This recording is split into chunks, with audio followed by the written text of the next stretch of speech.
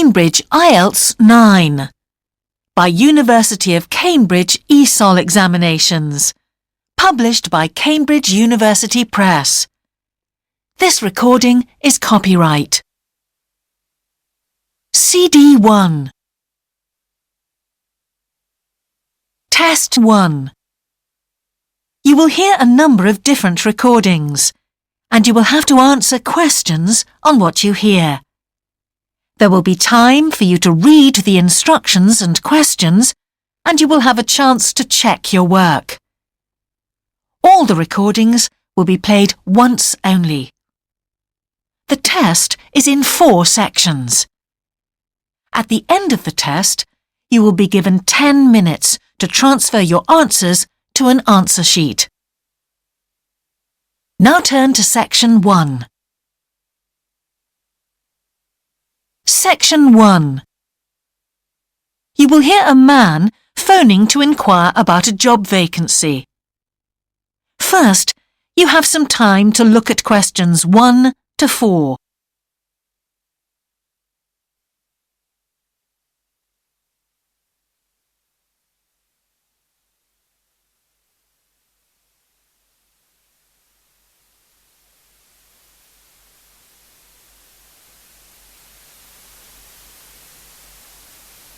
You will see that there is an example that has been done for you. On this occasion only, the conversation relating to this will be played first.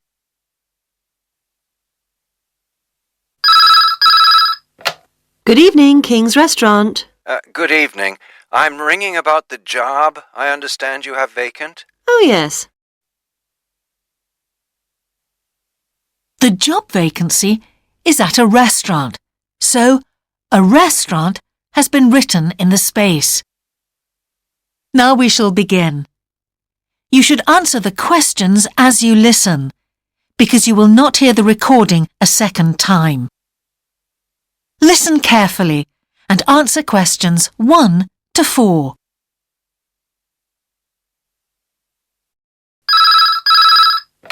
Good evening, King's Restaurant. Good evening. I'm ringing about the job I understand you have vacant. Oh, yes. I'd like to find out a few more details, if I may. Yes, of course. Can I take your name? It's Peter Chin. OK, Peter.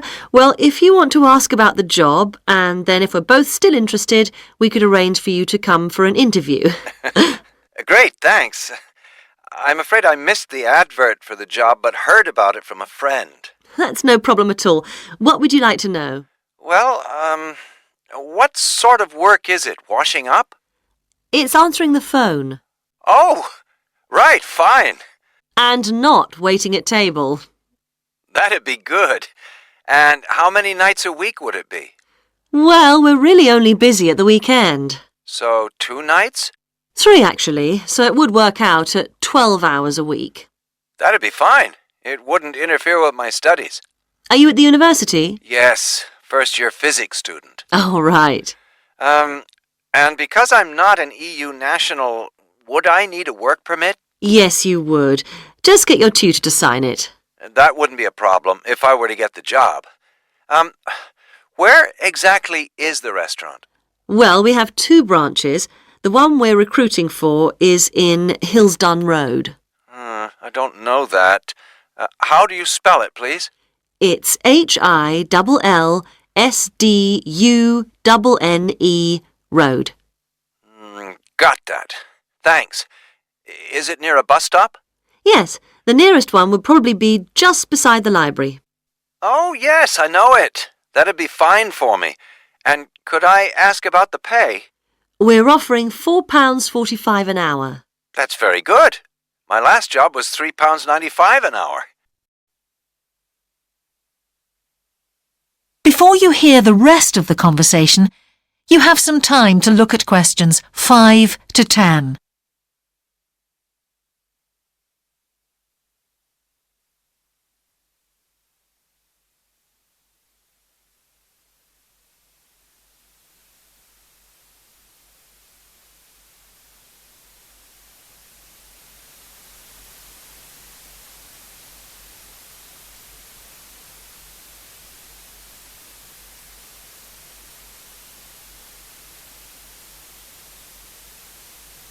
Now listen and answer questions 5 to 10. We feel it's pretty good, and we also offer some good fringe benefits. Really? Well, we give you a free dinner, so you eat well. Right. Better than hostel food. We certainly hope so. And we also offer extra pay for working on national holidays. Oh, that's a really good perk, isn't it? Yes, we think so. And then because of the difficulties of getting public transport, if you're working after 11 o'clock, we drive you home. Oh, that's good to know. Well, we'd certainly be interested in inviting you for an interview, if you're still interested. Oh, yes, certainly. Could I just also ask what qualities you're looking for? Well, for this particular job, we want a clear voice, which you obviously do have. Thanks. And you must be able to think quickly, you know. Well, I hope I... So, when could you come in for an interview? We're actually quite quiet tonight. Sorry, I couldn't come tonight. Or tomorrow, I'm afraid. Thursday's okay. That'd be 22nd of October? Fine. After 5 p.m? Yes, fine. Would 6 o'clock be okay? Perfect. And could you bring along the names of 2 referees? Yes, that's fine. No problem. Good. I look forward to seeing you. Oh, by the way, who should I ask for? Oh, yes, of course. Sorry. My name is Samira Manuja. Can you spell that, please? Manuja. Okay. I've got that. Thanks very much. Look forward to seeing you later on then. That is the end of section 1. You now have half a minute to check your answers.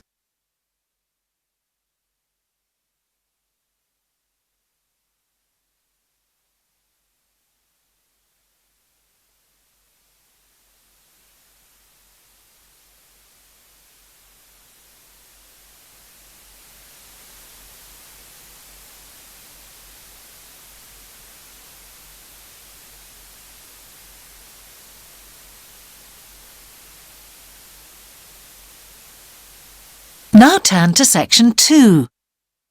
Section 2. You will hear part of a radio programme about the opening of a new local sports shop. First, you have some time to look at questions 11 to 16.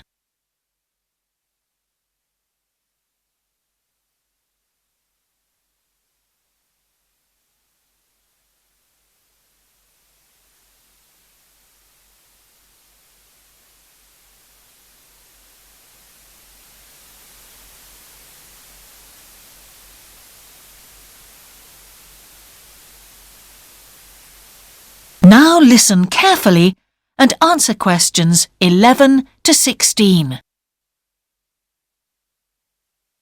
Now we go to Jane, who is going to tell us about what's happening in town this weekend. Right, thanks Andrew.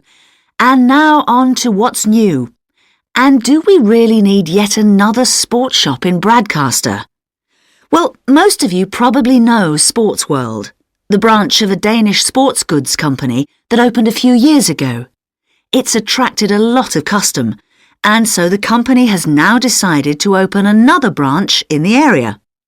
It's going to be in the shopping centre to the west of Bradcaster, so that will be good news for all of you who found the original shop in the north of the town hard to get to.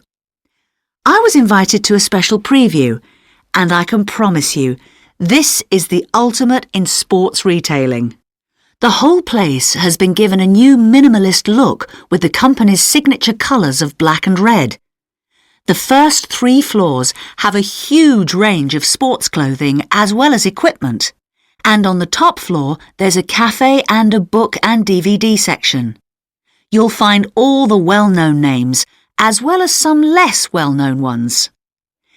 If they haven't got exactly what you want in stock, they promise to get it for you in 10 days.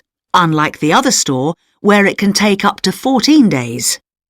They cover all the major sports, including football, tennis and swimming. But they particularly focus on running, and they claim to have the widest range of equipment in the country. As well as that, a whole section of the 3rd floor is devoted to sports bags, including the latest designs from the States. If you can't find what you want here, it doesn't exist. Before you hear the rest of the programme, you have some time to look at questions 17 to 20.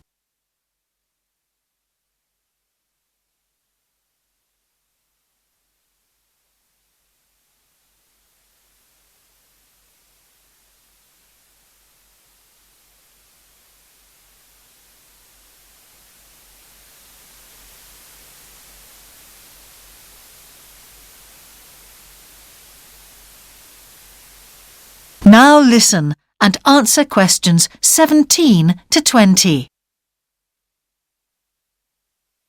The shop will be open from 9 a.m. this Saturday, and if you go along to the opening, then you'll have the chance to meet the national 400 metres running champion Paul King, who's coming along to open the shop.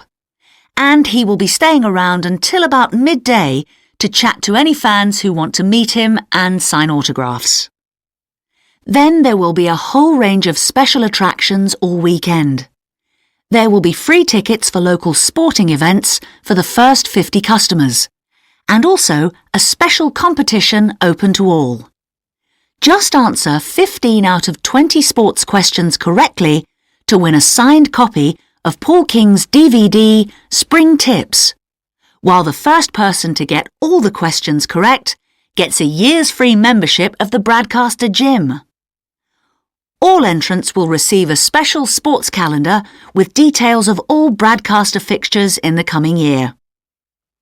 One of the special opening offers is a fitness test, a complete review of your cardiac fitness and muscle tone, actually done in the shop by qualified staff. This would normally cost £30, but is available at half price for this month only. There are only a limited number of places available for this, so to make a booking, phone 560 341. In addition, if you open an account, you get lots more special offers, including the chance to try out equipment at special open evenings. That is the end of section 2. You now have half a minute to check your answers.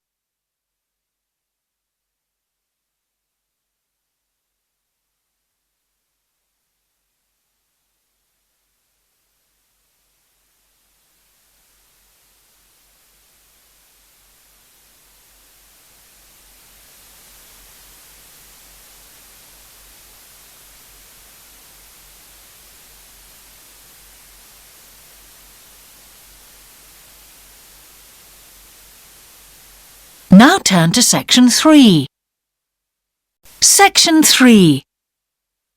2 overseas students called Spiros and Hiroko have just finished the first semester of their university course.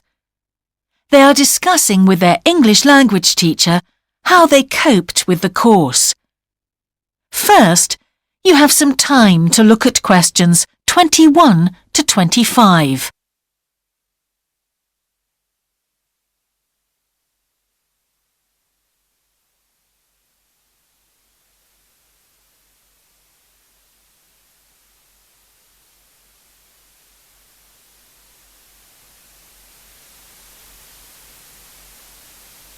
Now listen carefully and answer questions 21 to 25.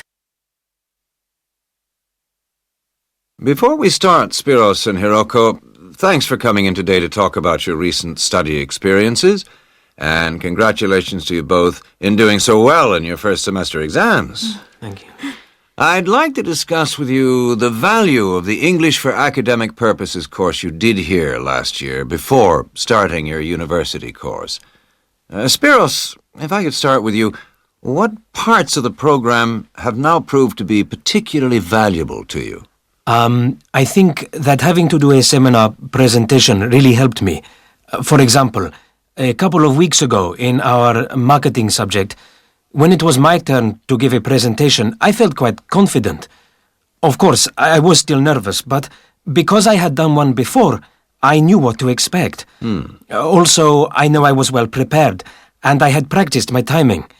In fact, I think that in relation to some of the other people in my group, I did quite a good job, because my overall style was quite professional. What about you, Hiroko? That's interesting. In my group, I was really surprised by the way the students did their presentations. They just read their notes aloud. Can you believe that?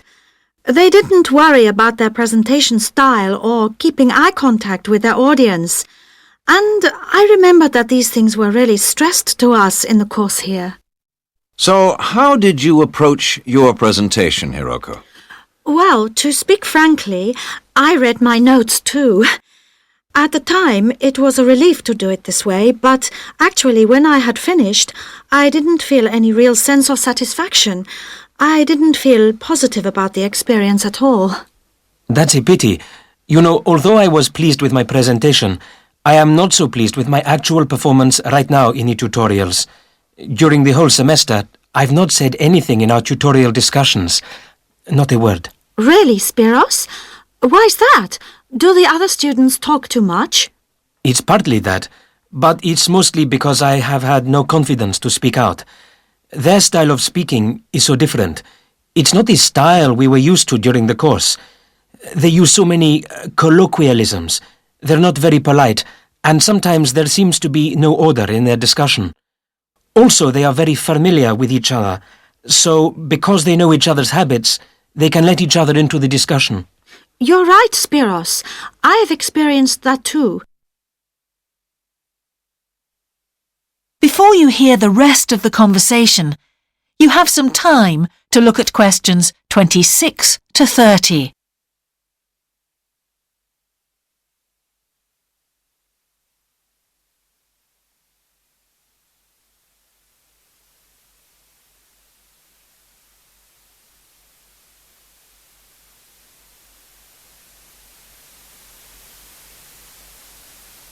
Now listen and answer questions 26 to 30.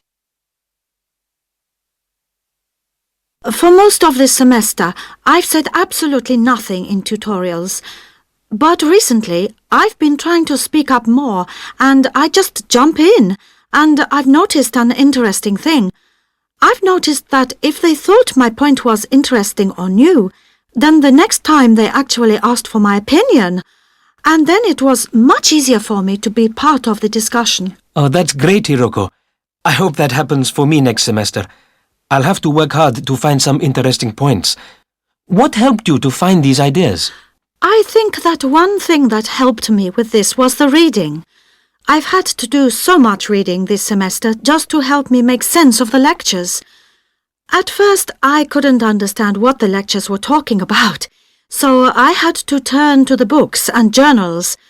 Every night I read for hours, using the lists of references that were given, and I made pages of notes. At breakfast I read and read my notes again. This habit has helped me to follow the ideas in the lectures, and it's also given me some ideas to use in the tutorials. But I did so much reading anyway. I don't think there's any time left over for anything extra. My reading speed is still quite slow, though I'm much better at dealing with vocabulary than I used to be. What else do you think we could add to the course program to help with this reading problem? There's not really anything because it's my problem. I remember we were given long articles to read. We didn't like that, but now I realize that reading those long articles was good preparation for the things I need to read now. Also, in class, we regularly had speed reading tasks to do, and we kept a record of our reading speed, so the teachers were encouraging us to work on that. That's true, Spiros, but what we read could have been different. Sometimes in the English class, I felt frustrated when I had to read articles about the environment or health or education, because I wanted to concentrate on my own field, but we didn't read anything about engineering. So I think I wasted some time learning vocabulary I didn't need. But surely the strategies you were taught for dealing with that vocabulary were helpful? Yes, but psychologically speaking, I would have felt much better working on reading from my own field. What do you think, Spiros? Oh, I agree. That would have helped my confidence too, and I would have been more motivated. It was good, though, that we could work on our own topics when we wrote the research assignments. Okay, let's move on to writing now and... That is the end of section 3. You now have half a minute to check your answers.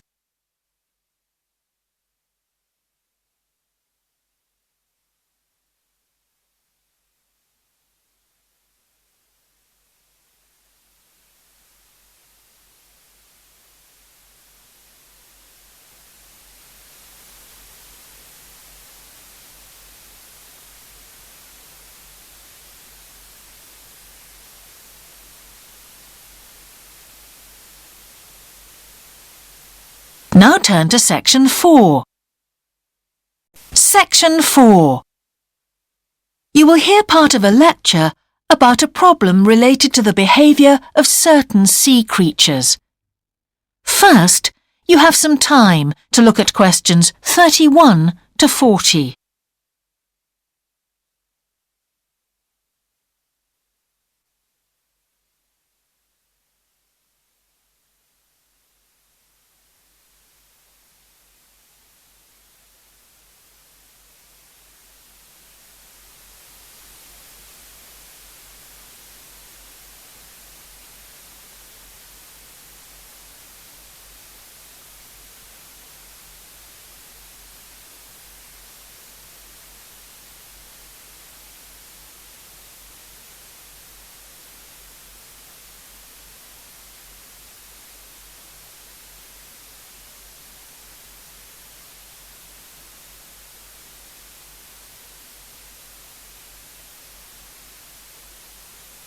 Now listen carefully and answer questions 31 to 40.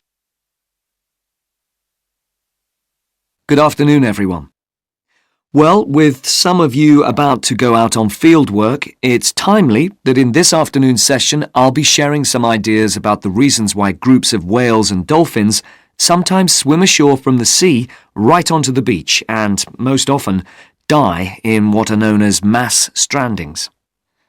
Unfortunately, this type of event is a frequent occurrence in some of the locations that you'll be travelling to, where sometimes the tide goes out suddenly, confusing the animals. However, there are many other theories about the causes of mass strandings.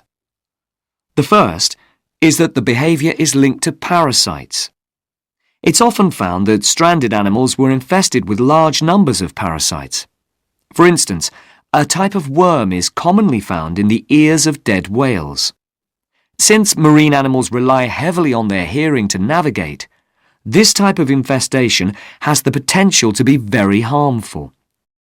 Another theory is related to toxins or poisons. These have also been found to contribute to the death of many marine animals.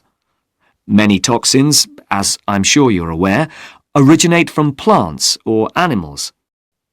The whale ingests these toxins in its normal feeding behaviour, but whether these poisons directly or indirectly lead to stranding and death seems to depend upon the toxin involved. In 1988, for example, 14 humpback whales examined after stranding along the beaches of Cape Cod were found to have been poisoned after eating tuna that contained saxitoxin, the same toxin that can be fatal in humans.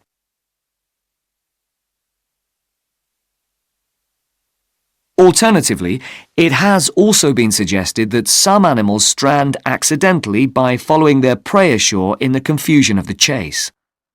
In 1995, David Thurston monitored pilot whales that beached after following squid ashore. However, this idea does not seem to hold true for the majority of mass strandings because examination of the animal's stomach contents revealed that most had not been feeding as they stranded. There are also some new theories which link strandings to humans. A growing concern is that loud noises in the ocean cause strandings. Noises such as those caused by military exercises are of particular concern and have been pinpointed as the cause of some strandings of late. One of these, a mass stranding of whales in 2000 in the Bahamas, coincided closely with experiments using a new submarine detection system. There were several factors that made this stranding stand out as different from previous strandings.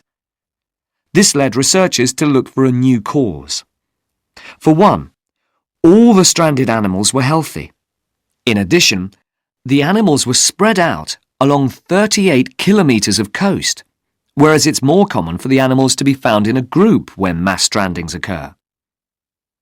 A final theory is related to group behaviour and suggests that sea mammals cannot distinguish between sick and healthy leaders and will follow sick leaders, even to an inevitable death. This is a particularly interesting theory, since the whales that are thought to be most social, the toothed whales, are the group that strand the most frequently. The theory is also supported by evidence from a dolphin stranding in 1994. Examination of the dead animals revealed that, apart from the leader, all the others had been healthy at the time of their death. Without one consistent theory, however, it is very hard for us to do anything about this phenomenon except to assist animals where and when we can. Stranding networks have been established around the world to aid in rescuing animals and collecting samples from those that could not be helped. I recommend John Connor's Marine Mammals Ashore as an excellent starting point if you're interested in finding out more about these networks or establishing one yourself. That is the end of section 4. You now have half a minute to check your answers.